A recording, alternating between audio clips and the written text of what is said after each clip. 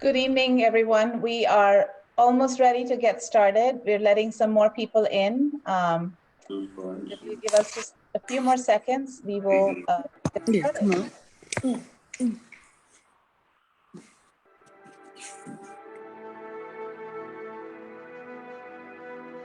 I took it off. But they can.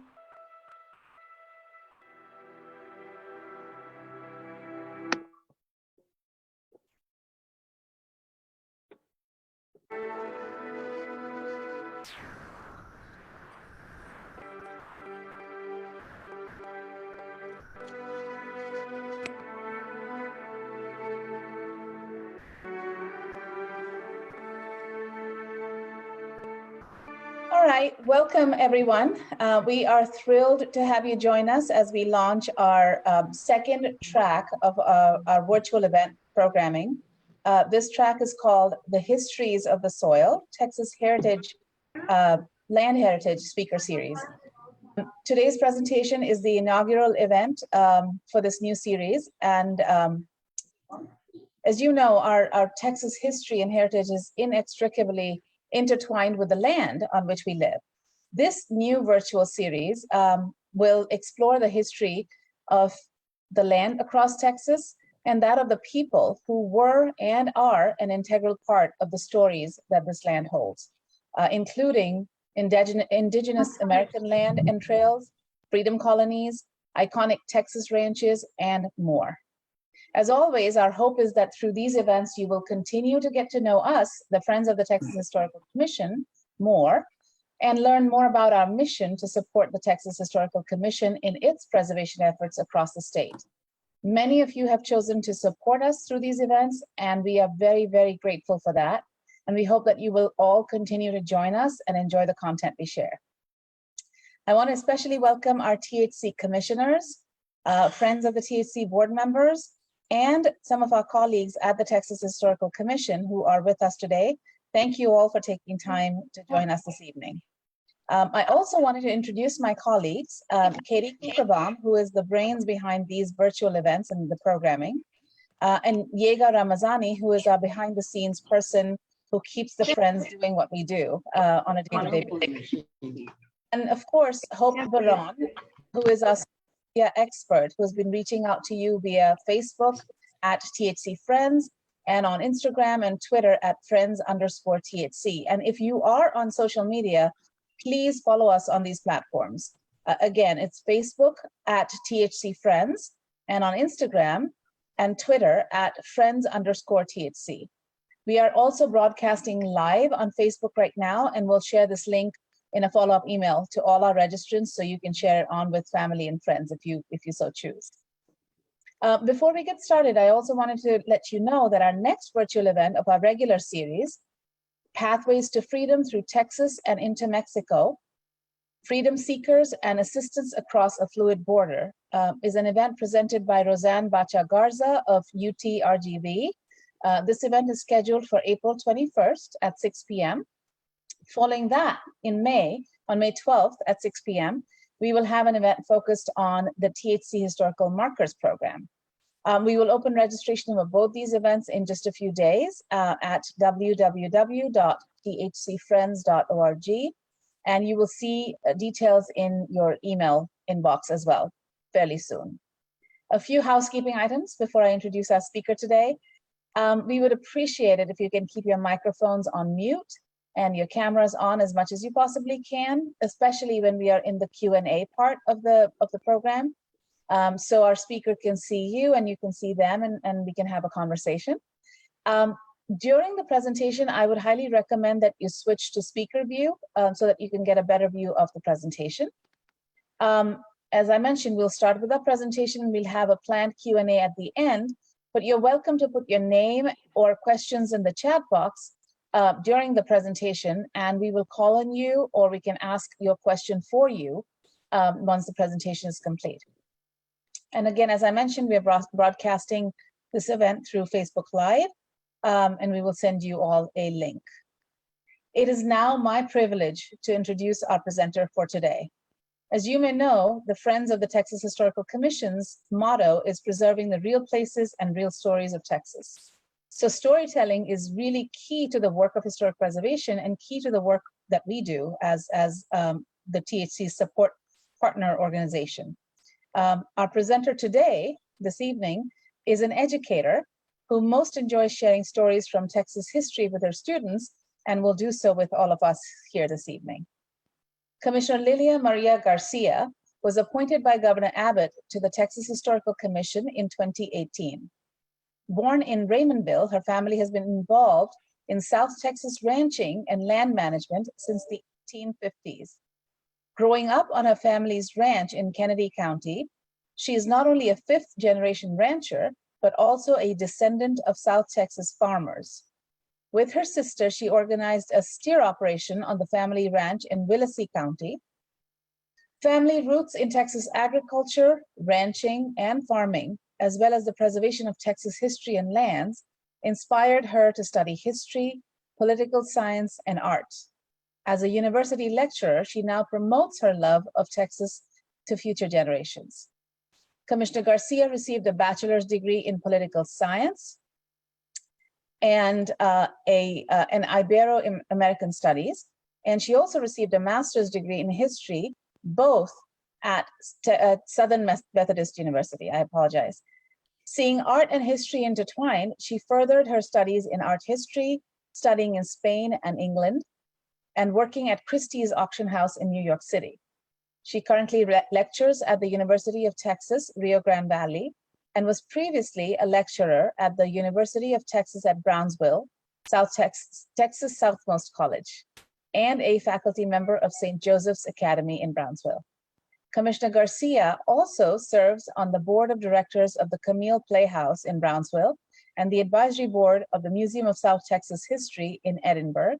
She's a member of the Brownsville Historical Association and of the Museum of Fine Arts in Houston. So again, please make sure you're viewing in speaker view so that you can see the presentation well. And with that, Commissioner Garcia, thank you so much for taking time to be with us this evening and for sharing your knowledge, expertise, and your stories with us. It's all yours. Yay. Thank you, Anjali, for that wonderful and very warm welcome. And hello to everybody in virtual world.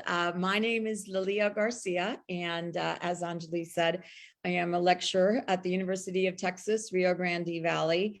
But I often consider myself a lot more than just a lecturer.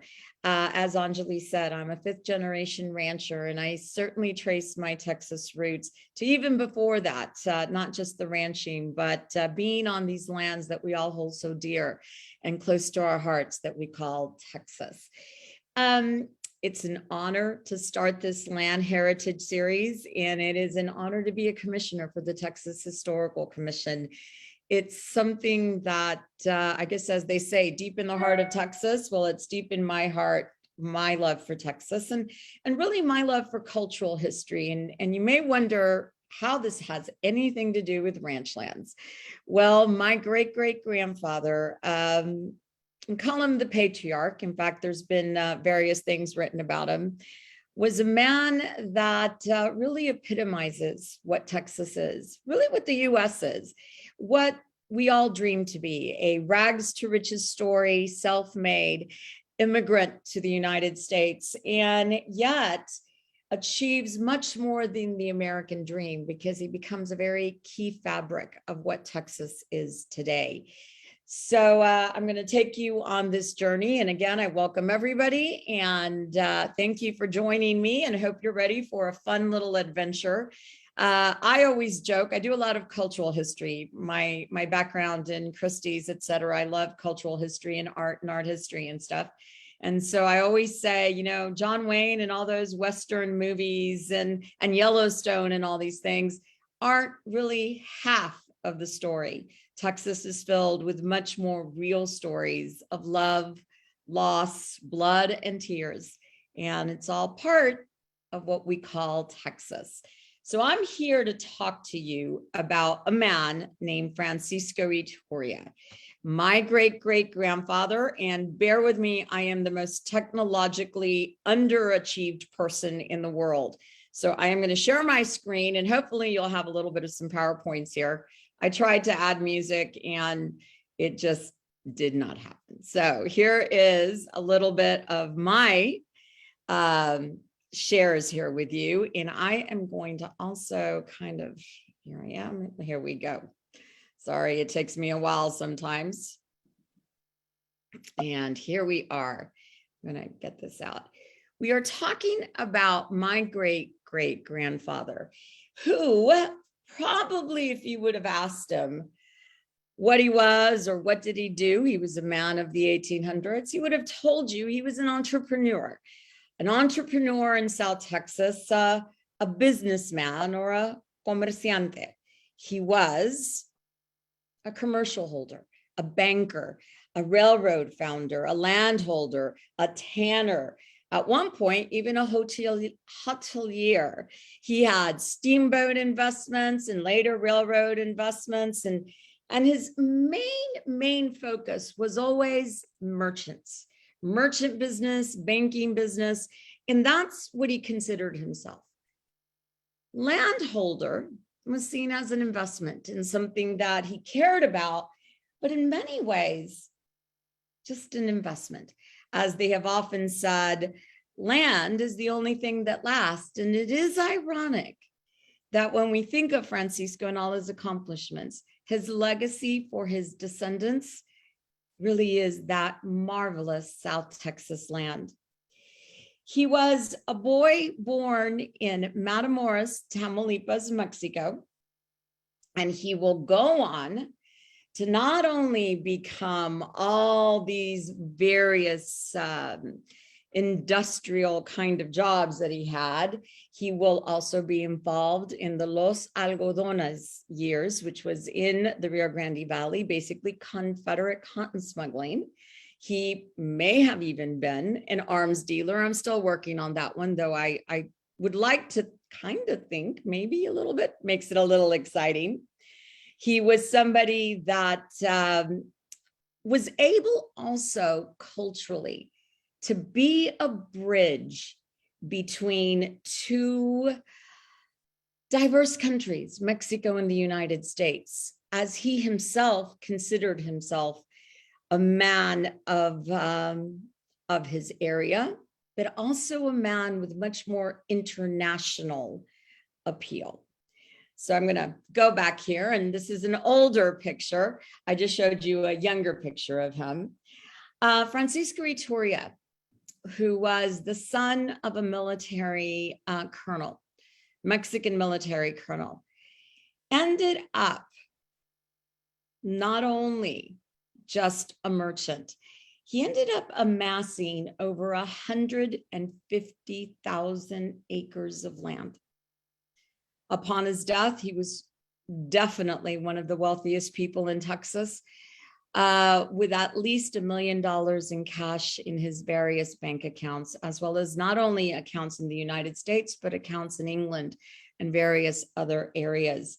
He was knighted by the French Emperor of Mexico, Maximilian, and even managed to get a presidential pardon from President Andrew Johnson.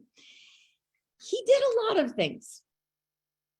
But again, it's those land holdings that were in 5 different counties of South Texas that really have become his legacy to his descendants.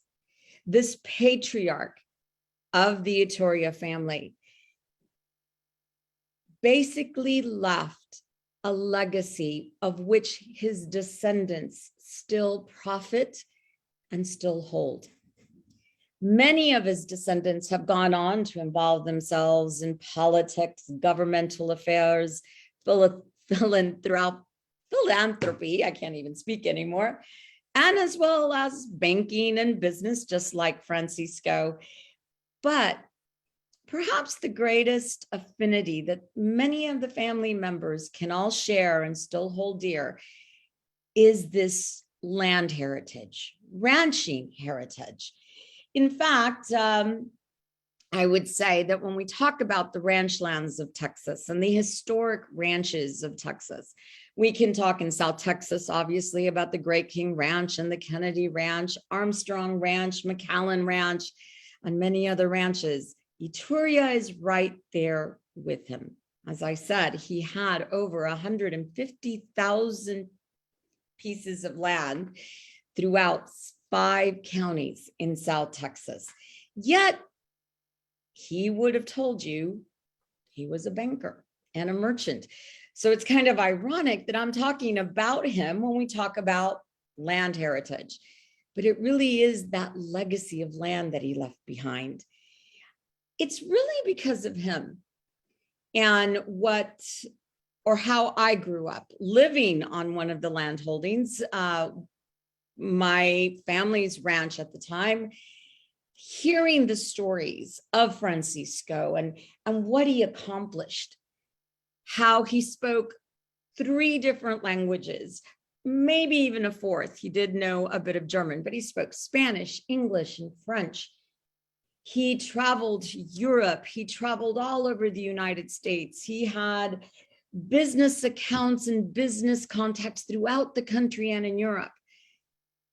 And these South Texas ranches that I was growing up on were all part of what made this man very unique.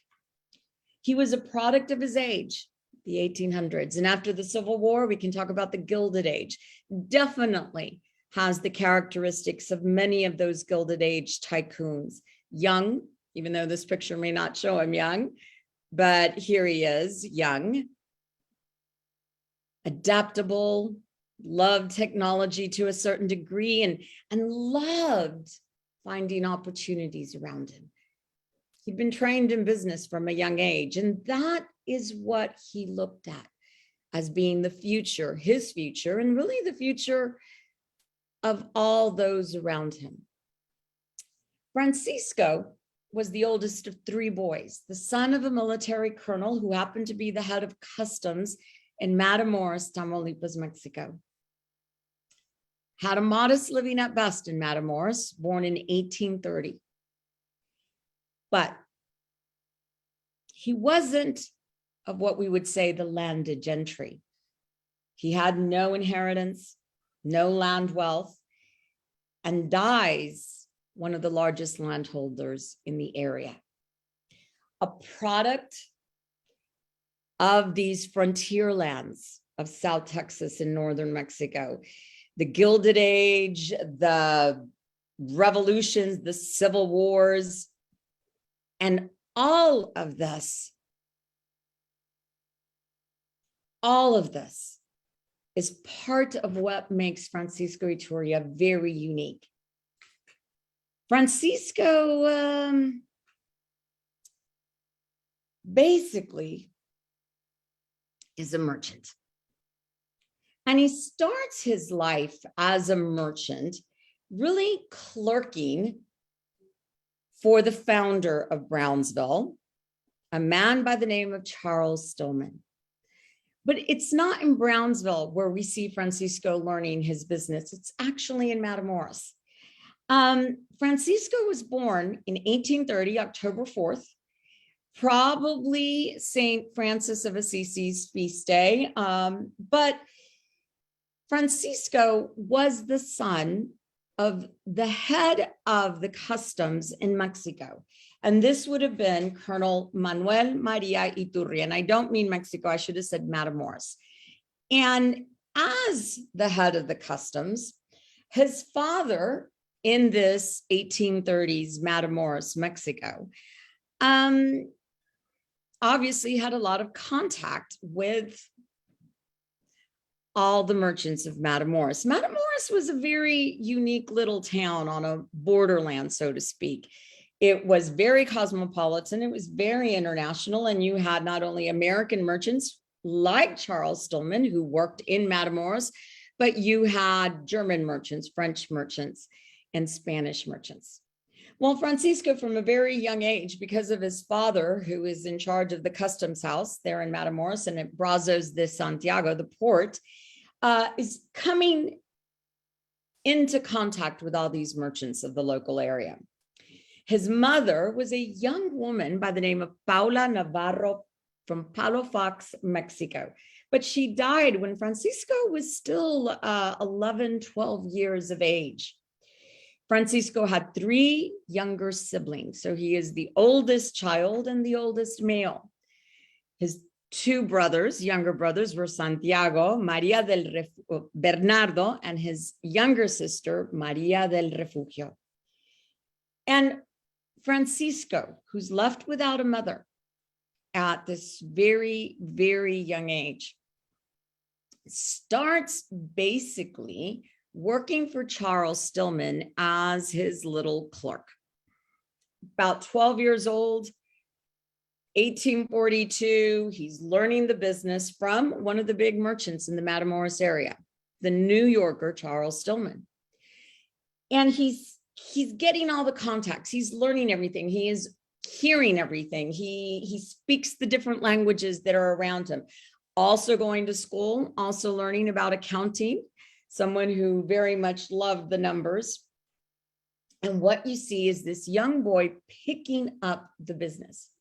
His father will leave him. His father actually will live this young family and is stationed in another part of Mexico. And Francisco is left alone, kind of the head of his family, under the care of Charles Stillman. And what you see then is a much closer affinity than with Stillman. Now, if you look at the years, he's born in 1830, it's now 1842, pretty soon the Mexican-American War in 1846.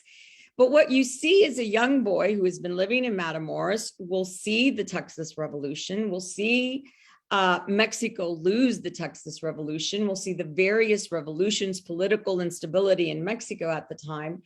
And when the Mexican-American War happens, due to that Rio Grande controversial border, basically, Francisco is looking, he likes business, he likes stability, and Charles Stillman, after the war, is creating basically, or putting together a city, a town site on the northern bank of the Rio Grande across from Matamoros. Francisco then takes the opportunity to move to the young Brownsville, Texas, following his mentor, Stillman.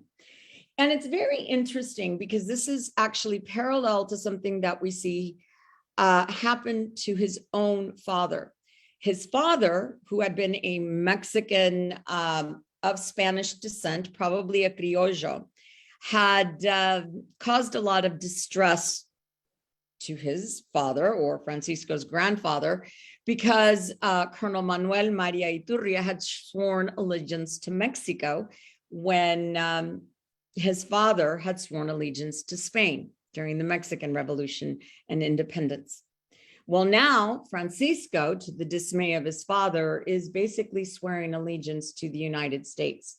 His father saw no hope in the United States, but young Francisco sees all the future in the United States, a country of businessmen, a country of political stability, which is good for these businessmen. And so you can see why Francisco is really looking at the United States, even from the young age of 15 and 18. As he gets to Brownsville, there is something, though, that we need to really understand. Brownsville is this kind of Anglo-American business culture in the middle of a very predominant Hispanic Mexican culture.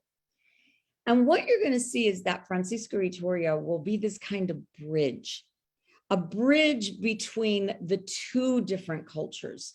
He is going to be the bridge between the two different kind of economic philosophies, the two big kind of areas of concentration: landed gentry and new money in the merchant business.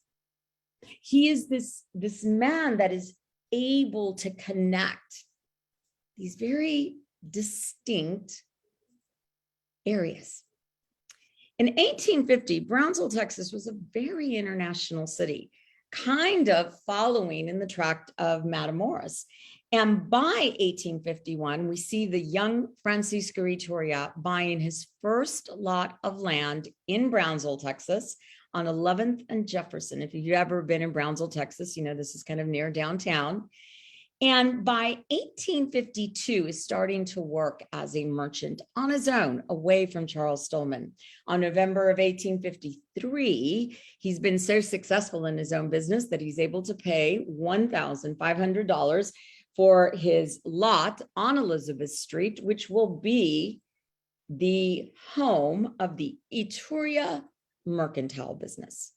The Yturria mercantile business in the downtown area of Brownsville, Texas, there on Elizabeth Street, is not only going to be a store, it's going to be a banking institution where for many in the area, you have an area, a banker merchant that speaks Spanish, English, French, and is going to be kind of the financial backing for a lot of the interesting enterprises that will be coming into South Texas in the 1850s, including a steamboat operation operated by a Captain Mifflin Kennedy and a Captain Richard King. Yturria, I'm sorry, I'm trying to do the slideshow and not bore you with the same photos. Yturria will be working on this business at this building in Brownsville, Texas, really kind of the rest of his life. And this is Don Pancho, already in his 80s in Brownsville, Texas, at his business on Elizabeth Street. There are some noted people I just kind of want to interrupt and actually mention it to y'all. Back here was his accountant, which was Ignacio Garza. Ignacio Garza will go on to have a son who will become the first Hispanic federal judge in the United States, appointed by President Kennedy. He will then, federal judge Reynaldo Garza will then go on to go into the Circuit of Appeals based out of New Orleans, and on a short list for two presidents, both Jimmy Carter and Ronald Reagan, for being on the Supreme Court. So Francisco is going to actually do a lot for the community in various ways. But back to Francisco. Francisco is living through some crazy times. And as the 1850s are going on, and there's all kinds of stuff happening outside of South Texas, the division between the North and the South, and the many debates and disputes, it is through the 1850s that, in the mid 1850s, that we see Francisco Yturria actually becomes a naturalized American citizen. And it's one of his great prides. He is very honored to be a US citizen. He is very honored to get the letter. And unfortunately, my photograph didn't come out well, or else I would have shared it, to say that he was a citizen of the United States. However, it actually is quite sad for him when the country divides, when secession starts. Now, I'm going to show you all. Oh, it didn't come out. I apologize. I did want to show you all this one other store. This is Yturria's sister merchant building in Matamoros, Mexico. Francisco is one of the early international merchants of the United States, setting up a sister house in Matamoros. So it was the Yturria Merchant Building in the United States and the Yturria Merchant Building, or Casa Yturria, over in Matamoros. But back to what's happening in 1859, going into 1860 and 1861. You can see in Yturria's letters that there's a great dismay on his part. He had no interest in slavery. He had no slaves. He saw this whole issue just something that was of to him, just he did not understand it. And there are letters that he has with what will become one of his future cotton traders, one of his head cotton traders, a man by the name of Rafael Aldrete, that Francisco, he's responding to one of Francisco's letters, and he is saying, oh my goodness, Rafael is saying, I cannot believe that you are sympathizing with the Union. I cannot believe you are sympathizing with the United States. Aldrete was a Confederate supporter. And what you see in Yturria, though, is someone that it's a great dismay to him that this country that he is now a citizen of is breaking up. And you could also say he's a bit cynical. He sees destabilization and of what's happening and secession as being very wrong and bad for business. So he's very weary of all this that is happening. It is also in the 1850s that we see Francisco starting to invest in ranch lands. But I'm going to hold off on that because I'm going to go into perhaps one of the most exciting periods in the Rio Grande Valley. And this is the era of los algodones, the era of the cotton trading. The Civil War happens. Texas secedes. It joins the Confederacy. And I'm sure you all are familiar with the whole thing. The South needs to get its cotton out because they want to get arms, and the Union is blockading them. I kind of simplified my Civil War lecture there very quickly. But to make a long story short, what is happening is trying to get that Confederate cotton out is going to be very difficult if the Union is blockading your ports. Well, down in Brownsville, Matamoros, a community that just happens to be divided by a river that just so happens to be a national border or international border, the Rio Grande River, what you're going to see is a very interesting operation. Cotton traders are going to be buying cotton in northern areas or more further north in the Rio Grande Valley, and then bringing them down to Brownsville. And in Brownsville, Francisco is going to have an interesting operation. His brothers, who are helping him run Casa Yturria on the Mexican side, are Mexican citizens. What Francisco is going to be able to do is load up cotton that he has been buying and brokering, put it on these steamboats, make sure that they have Mexican papers because of his brother and Casa Yturria, and is able to get those steamboats full of cotton out into the Gulf of Mexico. We are seeing a very unique little operation happening because Francisco is able to use different flags on these steamboats. The steamboats, among them, are owned by Richard King, Mifflin Kennedy, who are also profiteering from this whole illegal cotton trade. As these steamboats with Mexican flags are going out into the Gulf of Mexico, they are then putting cotton onto European ships, English ships, even New York, Pennsylvania ships, buying Confederate cotton. This will allow for an incredible profit making for many. Francisco will profit tremendously from this clandestine operation. So even though he was dismayed at what he saw as this great division in the United States, it ended up being one of the most profitable eras for him. Unfortunately for Francisco, he is going to end up being a man in an area where he's almost not wanted at the end of the Civil War. What has happened as Reconstruction will start after the Civil War is that Francisco, along with various other people in South Texas, like King and Kennedy and various other politicians, landholders, etc., are going to be basically as these smugglers, these Civil War profiteers, who are not given a quick pardon in the United States. On the other side of the river, the southern bank of the river, a lot of people don't realize Mexico was undergoing a lot of political turmoil itself. Mexico had also been fighting almost simultaneously a war against French invaders. The French had set up a puppet emperor, Maximilian, in Mexico City, and Mexico was fighting against the French Imperial Army. Well, Francisco actually supported the French. He thought they were better for business. And so you see where his Confederate cotton was being shipped out, bought for gold. And it is very interesting. I've seen the actual deposits into British banks, Liverpool banks, etc. Francisco, it's gold. He would have you pay in gold for the cotton.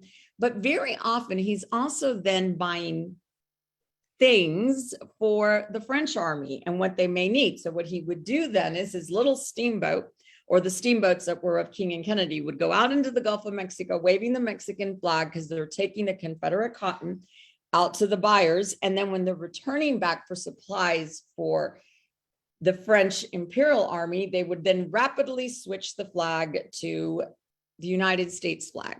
So the idea was nobody could board them because they had the different flags always kind of waving on their boats as they came back to and from the ports along the Rio Grande River out into the Gulf of Mexico.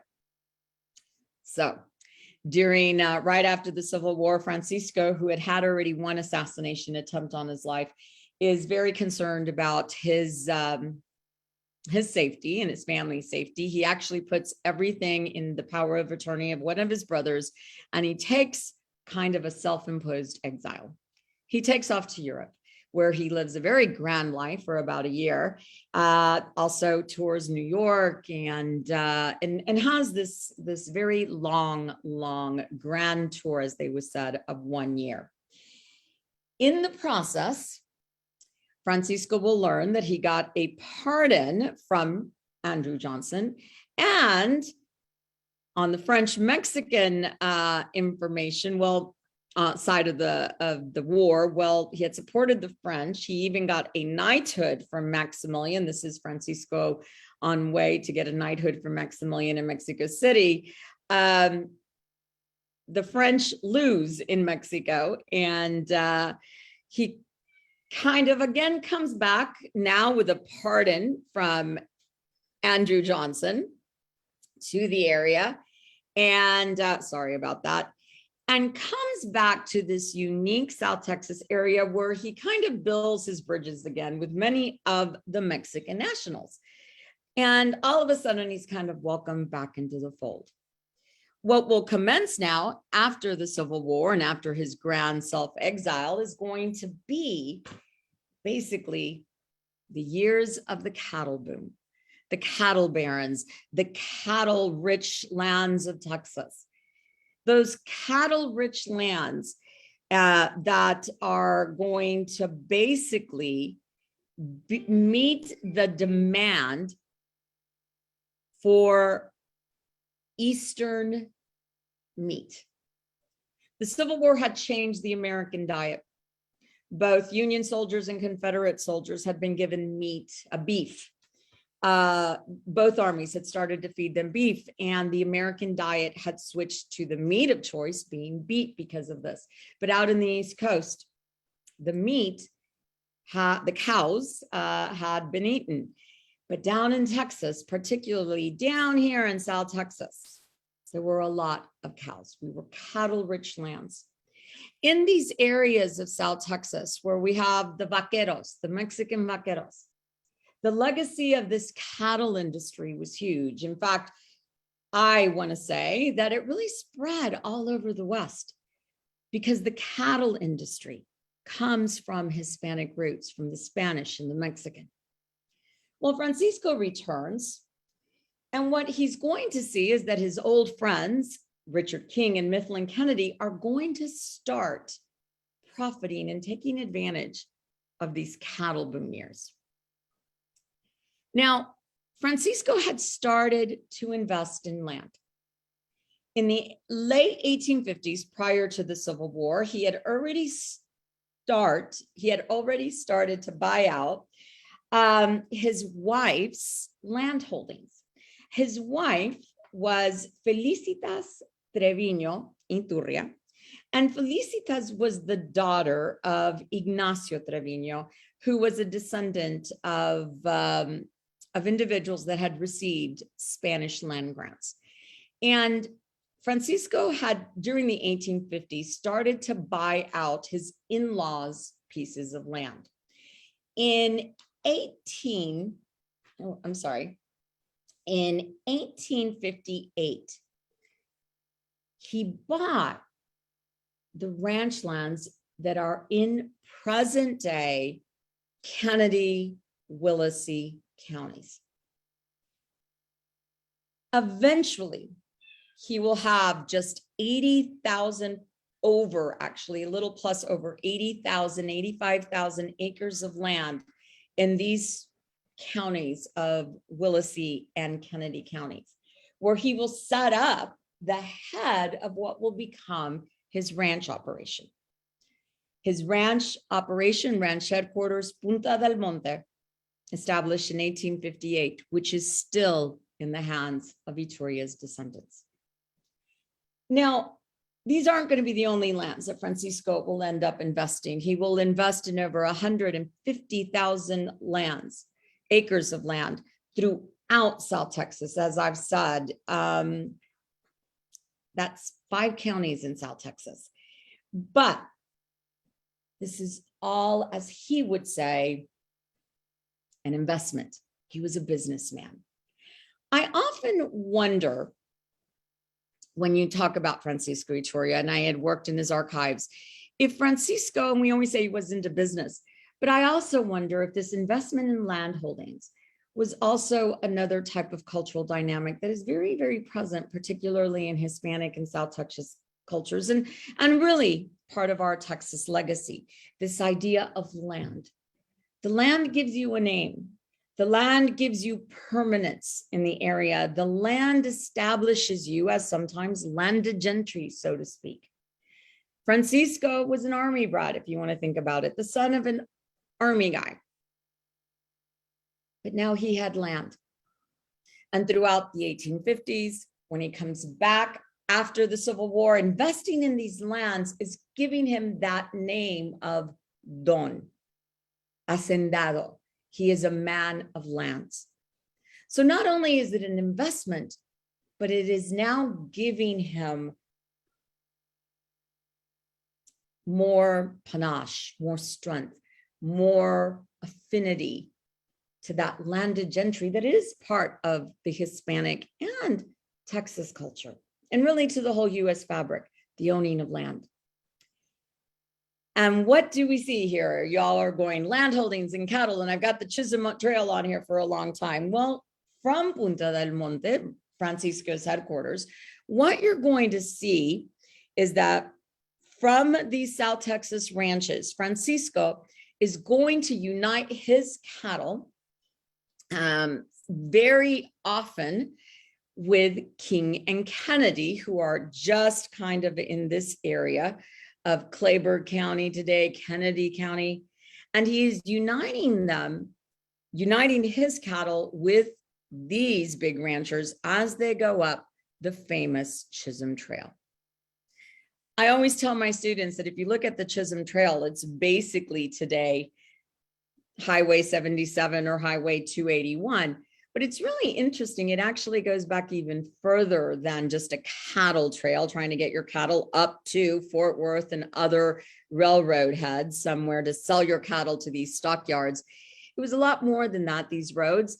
Down here in South Texas, the Chisholm Trail actually follows what is known as El Camino del Sal, or El Camino Real del Sal. There was salt in this area of South Texas, and the Spaniards had, way back in the 1600s, early 1700s, actually exploited the salt in the area. And so the Chisholm Trail actually follows these old salt trails. Anyhow, Yturria would combine his cattle with King and Kennedy, and sometimes with about 300 cowboys, these cattle drives would take the cattle up to Dodge City, onto Kansas, well, Dodge City is further up, sorry, Nebraska, Lincoln, Nebraska. And after the cattle would be sold, Francisco would then take a boat over to New Orleans, hop on a train and take a train to Kansas and go pick up the money he had made from these cattle drives. These cattle drives that are becoming the great cattle or creating the great cattle barons, Francisco now is seeing another opportunity for his lands. lands for cattle. Previous to the Civil War, cattle and the railroad, actually, cattle was not this kind of big business. You used it for the hides, the leather. Previously, before the Civil War and before the cattle boom, Francisco had some cattle and they were used for tanning of hides. Now, though, this is a very different business and he is very much a part of it, as are the Texas legends like Richard King and Mifflin Kennedy. This is Yturria's brand. You can see the Y and the T. Very interesting. This is what wrestlers would have actually used to steal Yturria's cattle and kind of make it their own, variations of the Y of Yturria. This is an actual photograph that dates back to roughly, we think, around the 1880s. It was some supplies going out with the cattle drive. Wrong photo. Here's a cattle drive across Texas from Harper's Weekly. And here are some of the lands of South Texas that you would have seen Francisco and his ranch holdings. This is present day, the headquarters of Francisco, Punta del Monte. And it's still there and still in the hands of Francisco's descendants. I'm sorry, I'm trying to do this and do this all at the same time. Here we see some more working of cattle today at Punta del Monte. Hi. And I'll keep it right here because I'm going to go on. But the cattle boom, like many things in economics, something goes up, something must come down at some point. The cattle boom will go cattle bust around the 1880s due to a variety of things, including barbed wire that starts cutting up these cattle trails that would have taken the cattle up to the railroads. So they start at a glut on the market. You see a decline in the cattle business.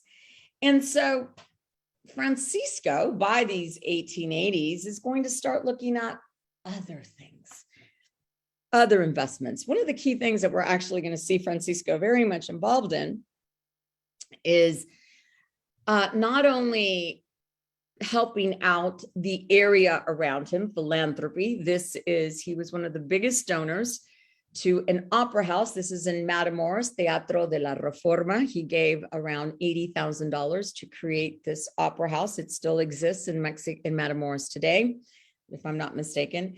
But we're going to see him also be interested in other forms of technology, the railroad, bringing the railroad down to South Texas. And what we see is that Francisco, along with James Wells, John Kennedy, the son of Mifflin Kennedy, and Robert Clayburgh II of the King Ranch, all kind of coming together to work on bringing a railroad down to South Texas to connect South Texas really to the rest of the country. On July 4th, 1904, the St. Louis Brownsville Mexico Railroad will finally roll into Brownsville, Texas. And Francisco, along with these names I just mentioned, will be on the board of directors, as well as having given land through his ranch lands to bring this railroad down. The railroad changed forever the Rio Grande Valley. And the valley really was never the same. It became much more focused on citrus, and ranching, though, still existed, but it was still a little more focused down on farming, where North Rio Grande Valley, Kennedy, Willacy counties, they kind of stayed with the farming. Francisco gets old and in 1912 dies. He will die of complications of diabetes. He had actually been traveling around the United States. He was hoping to find a cure for some of his problems. They recommended to him at the age of 80 that he have his leg amputated. And if he didn't have his leg amputated, he would probably not survive. And he said, I'm not no, not going to happen. I'd rather die than have you amputate my leg. And he ended up dying on June 15th, 1912. It's been really interesting to see that the news of Francisco's passing is going to be all over the place. It will be in the Houston papers, the San Antonio papers, Mexico City papers, Matamoros papers, Brownsville papers, the whole Rio Grande Valley papers at the time. And they all kind of said the same thing. South Texas pioneer, they would say. Banker, merchant, who happened to have land, which I always think is kind of interesting because, again, Francisco would have never considered himself a rancher first. He would have considered himself a merchant that happened to invest in land holdings. And yet his land is what his descendants have really, really held on to. And many of his descendants are very involved in preservation, not only of history, but of land. I am a descendant of Francisco Yturria. We have another commissioner of the Texas Historical Commission, Monica Burdett Zarate, who is a descendant of Francisco Yturria. And many of our descendants, well, not my descendants, but the descendants of Francisco Yturria have been involved in land heritage, land preservation, and you still see the Yturria Ranch and various branches of the old Yturria Ranch a part of what is the fabric of Texas, involved in ranching and involved in land heritage and land preservation. One of my cousins, Tina Buford Butler, or Butler Buford, who is very involved in land preservation and land history, probably said it best because she said, really, the family has had this affinity for the land. Fifth, she's actually on a different branch, a sixth generation rancher, her and her sister. And what you see is this great love for the land because it is part of your family. It is something that is who you are. And that affinity, as my cousin said, actually makes you that much more of a believer in preserving the great lands of Texas. I'm not going to sit there and say, I could bore you all with more Francisco stories, and I'm not going to sit there and say that he was the nicest man or the greatest man or he was a saint. He, I'm sure, wasn't. And there's probably some controversies out there for him. I mean, you can almost see it even when he died, this obstinance and stubbornness. I'm going to hold on to my life the best I can. But I didn't mention, but Francisco adopted two children, a son and a daughter. And his son, Daniel, his daughter, Isabel. It's very interesting. Both of them go on to marry. Daniel Yturria marries Leonor, and Isabel Yturria marries Miguel Garcia Decker.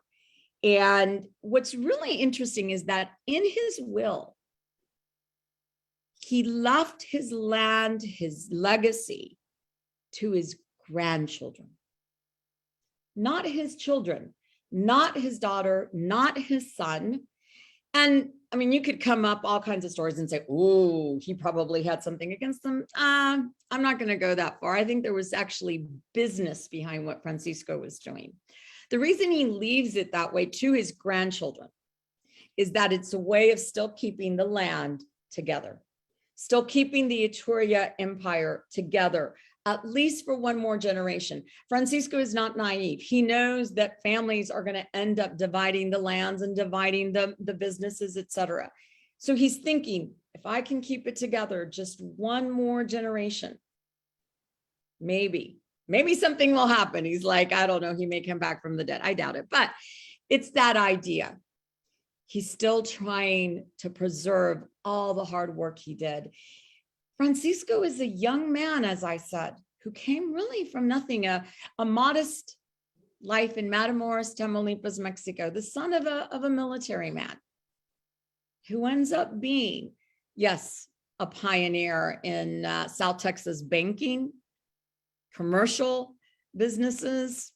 I hate to say it, but a pioneer perhaps in smuggling, but a pioneer in many other things, and a pioneer in ranching, cattle holding, cattle business, even though, as I said, he would have still told you, I am a merchant.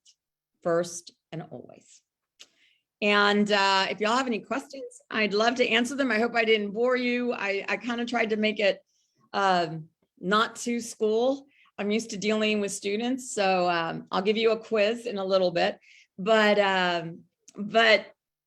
tried to add some of the exciting points. And I didn't even get to the really cool assassination attempts, but there was a lot going on. I saw some chat questions coming in, and I apologize first for not having looked at them.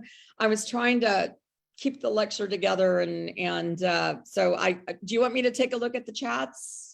We can throw the questions at you, okay. If that works. First of all, thank you so much. That was just absolutely fascinating, and I would love to hear the story about the assassination. And I'm sure, because I know there's a question in here about, what is your favorite story, but I will I'm going to scroll through real quick and throw some questions at you. The first one is from Sally Avia. I hope I'm pronouncing your name right. She's asking, what is the slave history tied into the Cotton Empire in the late 1836 or 60s? Is that you correct? 1836. Yeah, you corrected that. So could you maybe address that? So in South Texas, there was slavery. I mean, as I mentioned, one of Francisco's, what will become one of his big cotton brokers, Rafael Aldrete, owned a slave.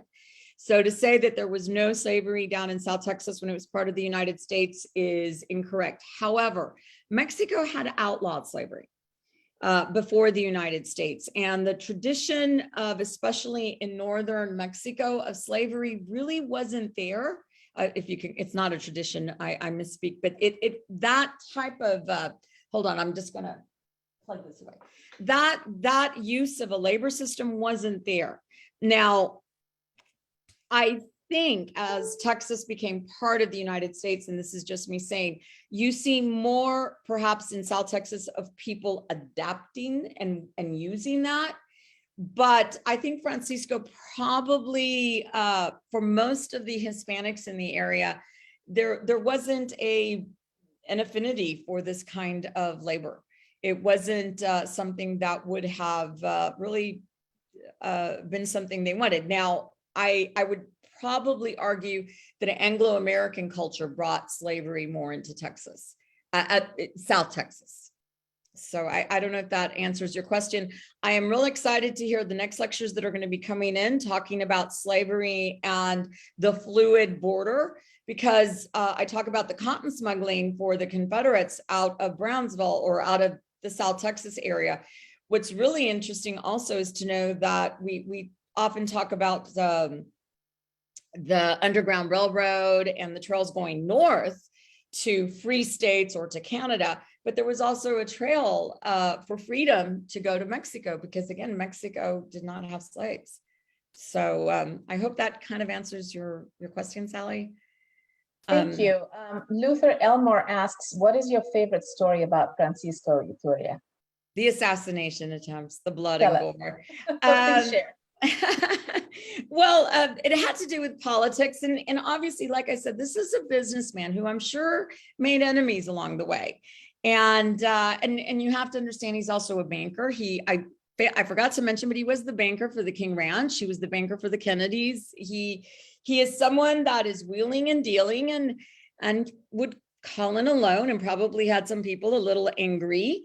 He also, I'm sure, probably saw some people out there that were going to lose their land and decided to buy their land. Again, I'm not making him a saint, but he did have some enemies. There were also and this goes more into history. I mean, obviously we're doing history, but I wasn't going to talk too much about all the cultural dynamics, but historians might say, or might critique Francisco as what you would call like accommodationist. He is somebody that is a Hispanic who kind of adapts and accommodates the Anglo-American culture around. And I used to argue with my professors and saying, yeah, whatever. He is basically a businessman that is learning. He's going to take advantage of everybody. And he doesn't care if you're Anglo-American or Italian or Chinese or whatever. He's going to make money. And that's why he knows all these languages. And that's why he is doing all this. And so that can create enemies. along the way. And so basically it had to do with political enemies. I believe right after the Civil War, some shots were fired into his house, and he wasn't there, neither was his family. And then another time there was an assassination attempt by a kind of a local revolutionary down there. And what's really funny is that in the letters of Francisco, they actually made peace. They became friends again. The guy said it wasn't me, and Francisco's like, yes, it was. And then they kind of all forgot about it. South Texas is very unique. It is a border world, a border culture. And Northern Mexico, I always say the same thing to my students. People always talk about South Texas being so different. Well, yes, so is Northern Mexico, because it's the influence of the two together. Northern Mexico is very different from Mexico. So you have a very unique culture, and sometimes people can get a little violent, I suppose. But I mean, it's personalities and all that kind of stuff. I also say probably some jealousy along the way, probably made that. I do have, and I don't mean to take too much time, but there is a really, really funny story, and I just remembered it. Francisco, as he got older, he had a railroad car. He would hitch it up to the railroad at his train station, take off all over the country. He lived a very grand life towards the end of his life, and enjoyed being called the Don.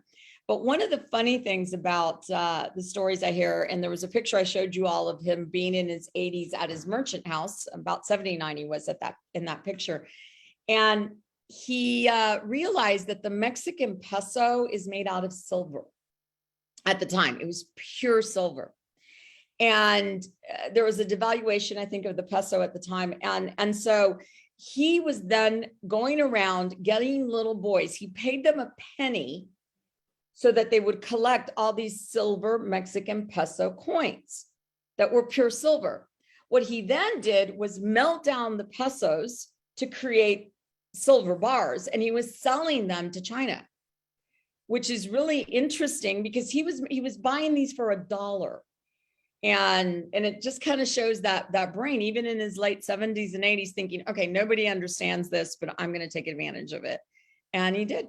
And he was buying Mexican pesos for a penny and melting them down into silver bars and selling them to China. So that is fascinating. Christina says she's a Navarro and her last name is Palafox. Yes.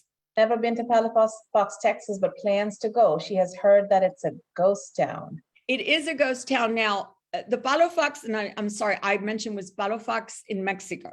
Oh, okay. So I'm interested. I know that the Palafox that I was mentioning basically disappeared because of disease and raids from local indigenous Native American tribes.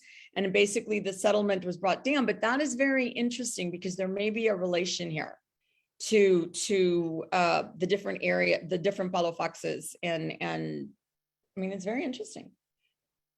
Patrick Connor asks if you can explain the difference between the plantation system of Southeast US that used African slaves and the hacienda system of Mexico and South Texas that used, and I'm going to butcher this word, campesinos to raise cotton. Did I say that right? Okay, so raising cotton back in the 1800s or raising cotton in the 1900s when cotton got very big again? Patrick, would you like to unmute yourself and clarify that question if you're still on?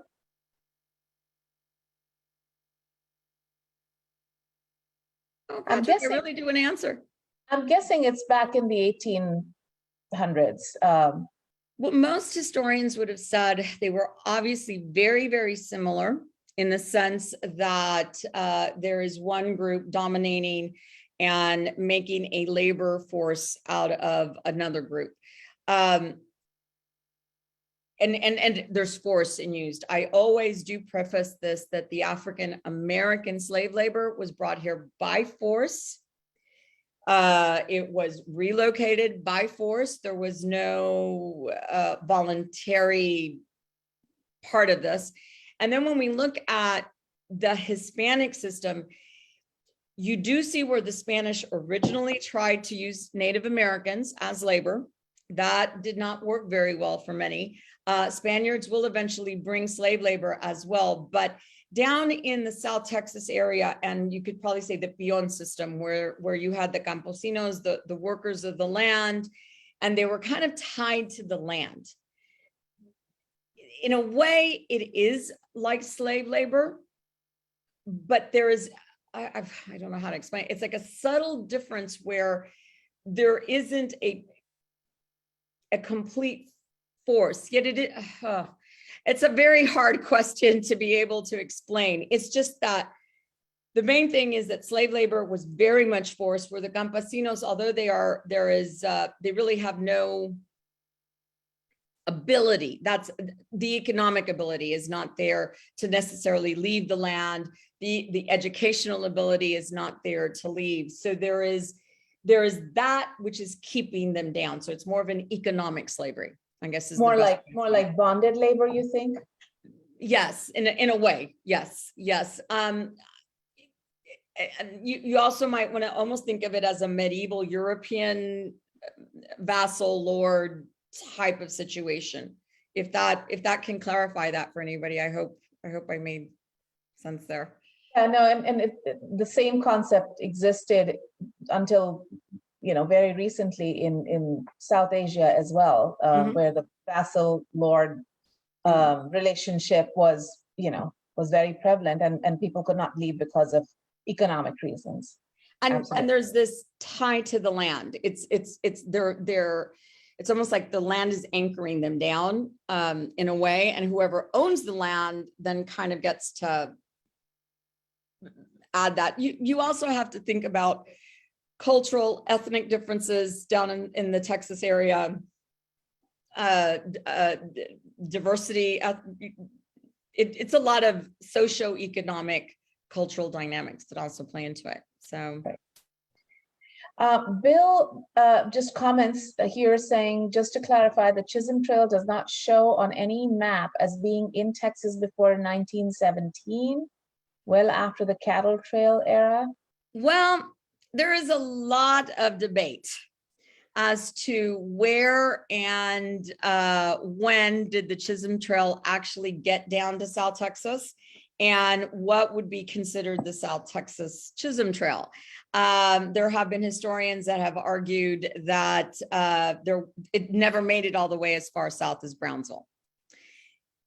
What basically, and we kind of call it now the Chisholm Trail, it's the trails that will go up and become known as the Chisholm Trail. Was John Chisholm down here actually doing the trail? No. But it's going to be those same old Spanish trails, cattle trails that are going up that are going to be known as the Chisholm Trail. However, these trails and the use of them, really, you're not seeing that happen in going into the 1900s, because the cattle era has died. I shouldn't say the cattle era. The cattle boom has died. There's been a glut on the market. People have now fenced up their lands. I mean, you needed open grazing, open land, open water, and that's kind of stopped, especially coming from the South Texas area where water could be scarce. So was John Chisholm down here? No. Making the trail? No. So that is clear, but these are the same trails that all are going to end up hooking up into what it will eventually be known as the Chisholm Trail, or parts of the Chisholm Trail. Okay. So essentially the cattle drive started way before the formal Chisholm Trail was established. Yeah. And so we basically say, to clarify it, we just kind of say this Chisholm Trail, and they all kind of went up the Chisholm Trail, but the trails were there. They would just hook up into what eventually becomes the Chisholm Trail. Also, these cattle drives, I mean, they are basically just cattle. I don't know if you've all ever been on a ranch, but they're cattle trails. I mean, they're little trails that basically go to and from water and trying to go up north, preferably to hit Fort Worth, which would have been the nearest railhead, stockyard. But if the market is better in Dodge City, you go up to Dodge City, and there aren't roads that we would think of as roads. So hopefully that answers that. Melva Codina asks, how can I find birth and death records and location of burials for people who worked on the Yturria Ranch in the 1850 to 1900 period? Okay, the best thing that I would suggest is to actually go to the Cameron County records. And there should be a list there in the Cameron. The reason I say Cameron County is that Cameron County was actually it was all Cameron County before they broke off into Willacy County. And so you may want to try the Cameron County records as well as the maybe Willacy County if it's more recent, but Kennedy County records also if it's more recent. You can also, depending, well, if it's closer to 1900, you may actually find things in various archives in the UTRGV libraries, in the Yturria archives, but that might be more, I don't think you may find actual records of those families that lived in that worked for Francisco. But try the archives, and maybe you can get my email. I can send it to you and I can certainly help you try. That would be a good way to begin. And then maybe I can contact you with different families that have different ranch lands and that maybe you can try to find through their own personal family records. Not every of the different descendants, not everyone has burial ground, a cemetery on their lands. So it would depend on where or when they were buried. But please, if they can get my email, and I can certainly help them with that. Melva, we will share Commissioner Garcia's email with you, and you can reach out to her directly. Joseph De Leon has a question. He says, one of the many themes we see come up with Hispanic families is how many of them lost land in the post-Republic era and post-Mexican-American War periods. How do you think Don Francisco successfully navigated his way around that? Very good question. And this is one that I actually have done a lot of research because I myself was really interested in that. I kind of started alluding to that earlier in the lecture when I was kind of saying, you know, when you talk about these historic ranches in Texas and you talk about Kennedy and King and McKellen and some of these have actually Hispanic backgrounds, but all these different families and there's a lot of very little Hispanic family names, and Yturria's definitely stands out. That was one of the reasons I was interested. Why did Francisco succeed where many other Hispanic families didn't? I personally think that part of this might be that Francisco wasn't part of the landed gentry before. Francisco is a merchant, and that's what he sees himself as, a merchant. He is somebody that has from a young age associated with US merchants and French and English merchants that are in the Matamoros, later Brownsville area. And so that is where his brain is. And so he is looking, even when he deals with Hispanic families, he is a merchant, he is a businessman, he is a banker. He invests in land when many Mexican-American families will lose their land. And that is very true. And we see it, and many families will lose their lands, and we'll see where the land holdings go from, you know, a family that is cash poor, but land rich. Well, Francisco is cash rich, land poor. And that is one way that he navigates it. The other thing I think is that Francisco is very wise.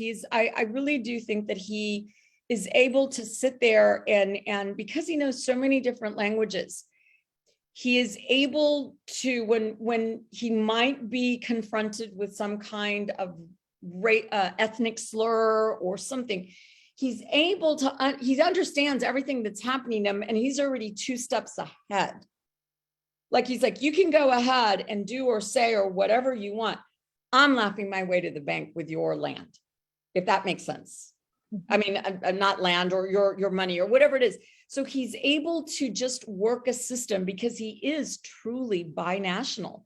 He is truly Mexican and he's truly American. And that's why I also think he serves as a bridge also for many of the Mexican and Mexican Americans that are not used to the American system. They always know they could go to Francisco and they can figure out the dollars and figure out the change in the socioeconomic system. He speaks Spanish. Many of the other merchants didn't. I mean, they will eventually, obviously, but he does. So personally, I think it is because he's not part of the people that had land before. Patrick Connor asks, did they raise cotton in 1800s? And when did they start? When did it become prevalent? Okay, good question. Were they raising cotton down in South Texas around 1800? I don't think so, because of the irrigation and water and all that.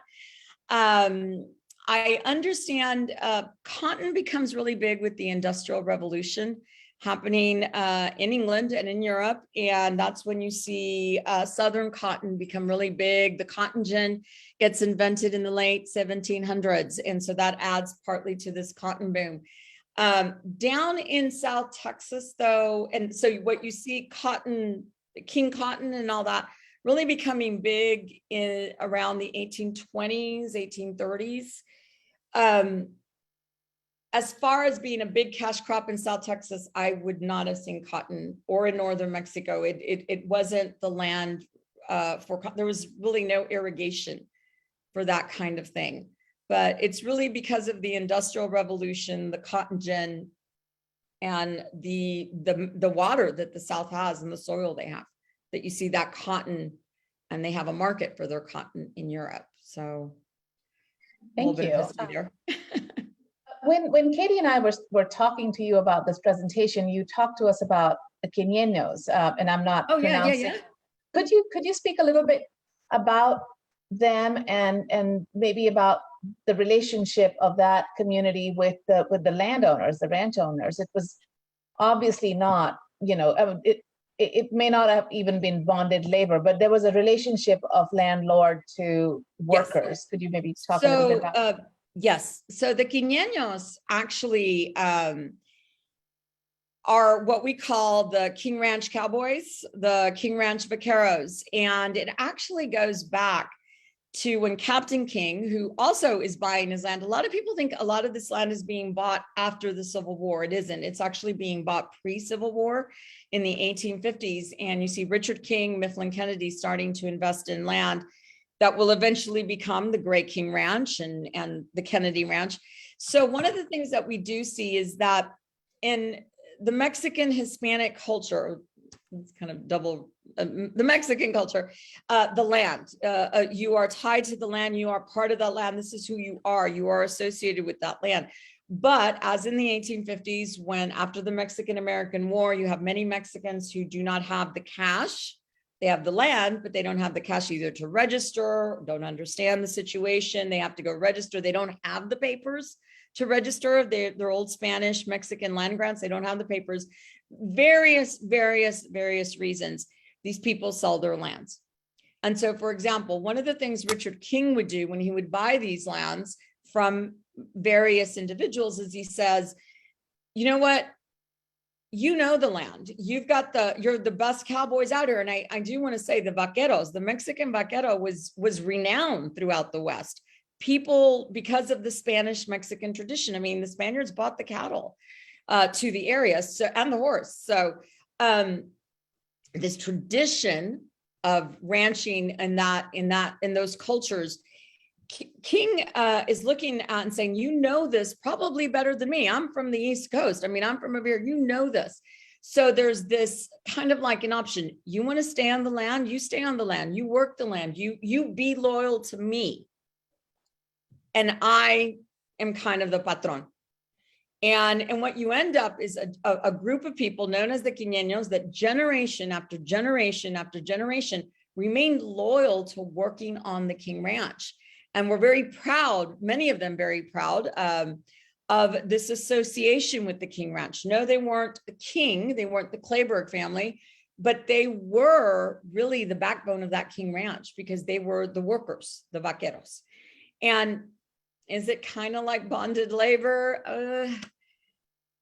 They had the choice. They weren't forced to stay there, but because again of that tie of the land, this is your homeland, you do see many of them stay. And to this day, the queñeños are considered among the best cowboys in the world because of so much of their life and their families and their predecessors that have been part of the ranch lands. So Thank you. We have a question from Donna Selquist. She says, were any of Francisco's ventures unsuccessful? yes. I didn't want to go into the bad things. No, yes, actually, after King and Kennedy, they had a steamboat company, and basically they were going up and down. The merchants would use them to haul things up and down the Rio Grande. And that's where King and Kennedy get their money and eventually buy land, and you know the rest of that story. Francisco, they leave the steamboat operation, and Francisco actually invests in the steamboat operation, thinking he will go on to be involved in the steamboat. Well, the Rio Grande had changed. Some areas got shallower, and it was really no longer navigable. So that ended up being a disappointment to him. At one point, he tried to buy an actual schooner. He's a merchant, and this was, you know, kind of his way, maybe of being a bit of a Vanderbilt and trying to have a bit of that kind of, you know, shipping business, and it sunk. And it sunk with everything. So that was obviously unprofitable. So it wasn't like everything was perfect for him. And it's also, I do want to mention that at one point, I did see this once in one letter, that somebody was offering to buy some of his ranch lands. And it's a story in the family that you always, you know, you think that he's always held on to the ranch and he loves the ranch. And again, I always told them he was a banker, a merchant. That's what he saw himself as. He actually toyed with the idea of selling some of his ranch lands because, again, it would have been a profitable thing. I don't know if that's considered unsuccessful, but it is showing his mind thinking, well, what's going to be more profitable? What isn't? And anyway, make a long story short, yes, he was unsuccessful in some things. Well, thank you so much. I think, there's one more question from Joseph de Leon. How did the Mexican Revolution affect the Yturria family? Were there any disruptions? Yes, but not with Francisco. Francisco would not have been born yet. Wait, are you talking of which I'm thinking of the Mexican independence. I'm sorry. I'm thinking of back to 1821 and that and so forth. After, if you're talking more of the 20th century revolution in the 1900s and the Porfiriato, not so much. There isn't a big disruption. Independence. Okay. Independence. What you do see is that Francisco's father, Colonel Manuel Maria Iturria, he is sworn allegiance to the Mexican army. His father was Spanish army, Spanish Royal Army. He was a sergeant in the Spanish army. Francisco is in Mexico through that military background. The fact that he swears allegiance to Mexico and not to Spain was a very big disappointment to the Sergeant Yturria, who, by the way, happens to be named Sergeant Francisco Yturria. So we also believe Francisco may have been named Francisco, not only because of the feast day, but also because his grandfather was named Francisco. So yes, there was, but before Francisco. Francisco was born after in 1830, sorry. Thank you. Are there any other questions out there for Commissioner Garcia? We've already gone almost 30 minutes over, which I'm excited, and thank you all for sticking with us. This has been just absolutely fascinating. I'm going to be asking you a bunch of questions when we meet.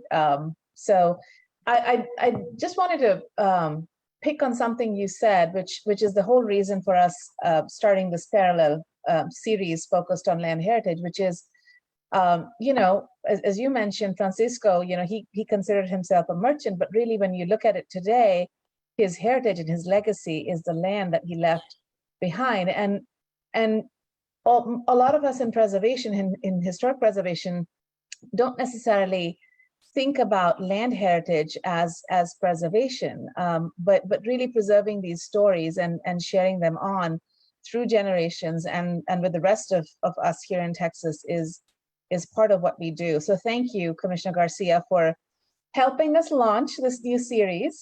We are, I'm seeing raised fingers, and Greg, thank you for that sign. This is, I really think that this is going to be a really fascinating series to hear stories, because at the end of the day, these are the real people and the real stories, and this is what we this is what we do, all of us, and this is what we love. So thank you again for helping us launch this new series. And again, a reminder to all of you who attend these virtual presentations. We've got one coming up in April, which is focused on the Underground Railroad going south. That should be really fascinating as well. And in May, we will be talking about our historical markers program at the Texas Historical Commission. And we have another session coming up on the cemetery preservation program, which should be also very fascinating. So please stay tuned. We will have our registration up pretty soon. And thank you all again. Thank you, Commissioner Garcia, Commissioners Burdette, Rousset. I know you're on as well. Thank you for joining us this evening. And we look forward to seeing you all again next month.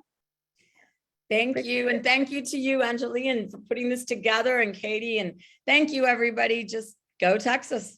Absolutely. Bye. And yes, this will be available. We'll be sending you a Facebook Live link via email, Elaine. So yes, you can share that. It won't be on YouTube, but you can share the Facebook Live link with whoever you like. So please stay tuned for that. Thank you. Take care, everyone. Good night. Bye. Thank you. Do I go, Anjali? Yes, Oh, okay. I'm going to end the meeting for everybody.